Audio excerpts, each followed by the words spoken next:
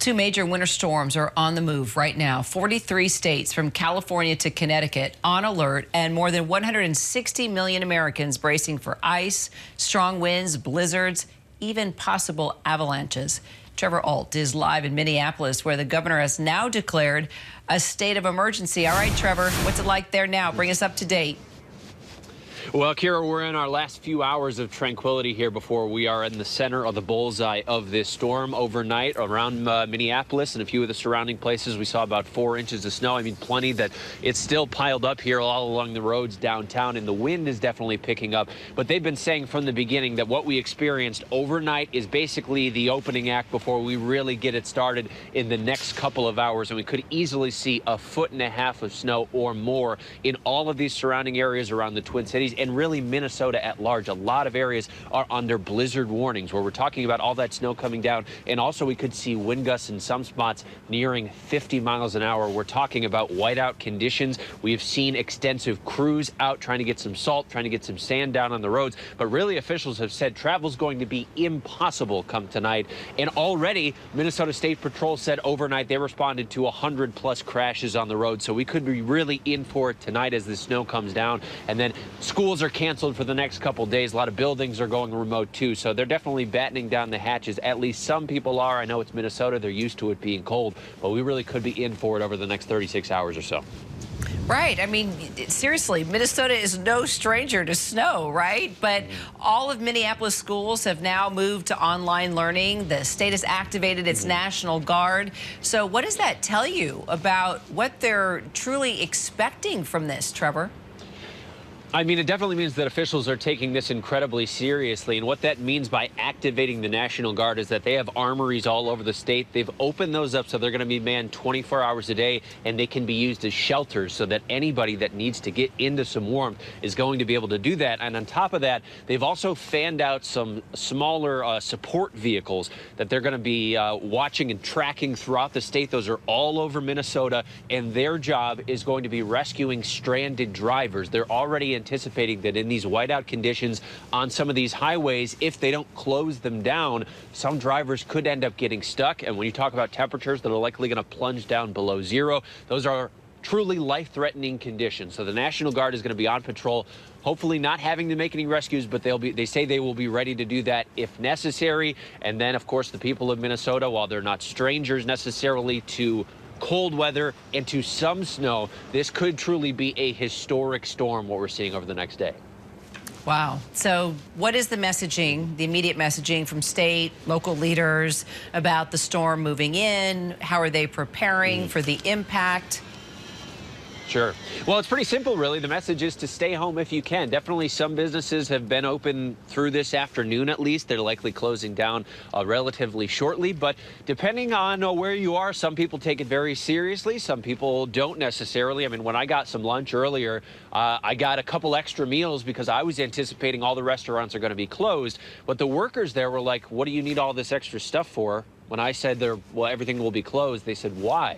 So some people, Minnesotans, they're used to the winter weather. They're not necessarily going to completely shift their routine around, but a lot of people, especially state officials, are saying this thing is no joke. You really need to make sure you're at home with supplies, with water, with food, because it could be at least a little while, not to mention the fact that it's going to be so cold that all this snow is going to come down and it's not going to melt anytime soon. So that's another issue, too. It's going to stick around for quite some time. Could be a little bit before they get the roads back up to speed. All right, we'll stay close. Trevor Ault, thanks so much. Let's get straight to our meteorologist, Melissa Griffin. Now, you bet. She's also tracking both of these major storms.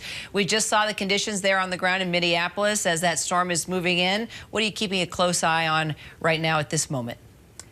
Yeah, that's right, Kira. You know, the incredible thing about this storm, it is touching almost every single inch of this country is going to see some sort of impact from it, with more than 40 states on alert, from blizzard conditions, ice, snow, even a tornado threat you have there. But look at those blizzard warnings right there in the upper Midwest, just west of Minneapolis, but still Minneapolis will likely see those whiteout conditions. Ice storm warnings across the Great Lakes, winter storm warnings into New England, all the way back to California, even rare blizzard warnings.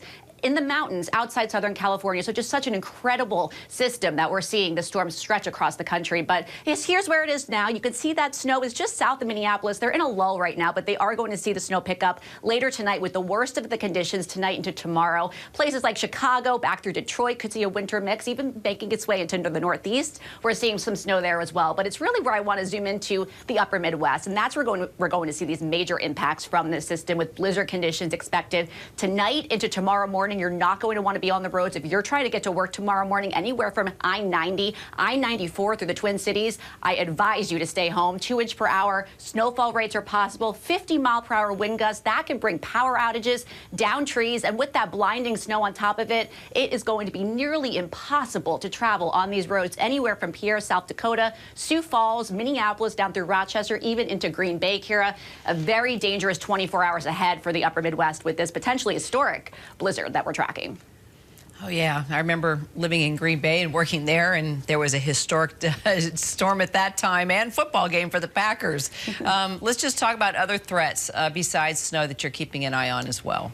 Yeah, incredibly, the same system, there is a warm part of this system, and that's where we have a tornado watch just issued by the Storm Prediction Center. You can see here St. Louis is included in that, and that line is going to be continuing to move east.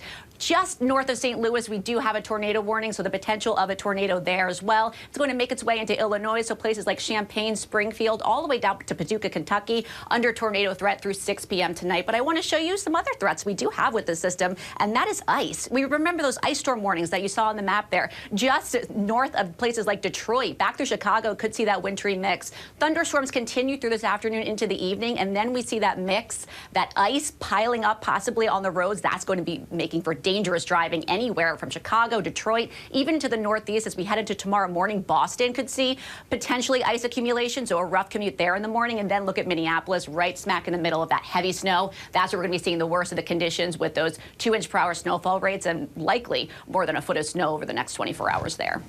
And then what about the major storm on the West Coast? What's the timeline of that?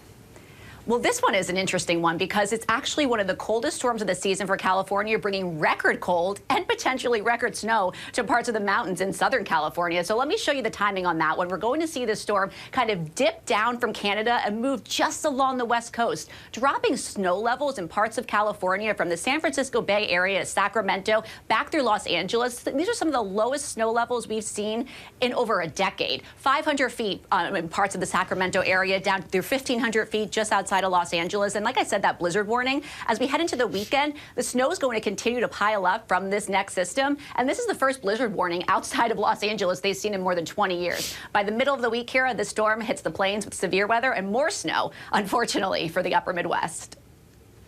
All right, Melissa Griffin, we will continue to watch it all, of course, with you and also our Trevor Ault there in Minneapolis. Thank you. Hi, everyone. George Stephanopoulos here. Thanks for checking out the ABC News YouTube channel. If you'd like to get more videos, show highlights, and watch live event coverage, click on the right over here to subscribe to our channel. And don't forget to download the ABC News app for breaking news alerts. Thanks for watching.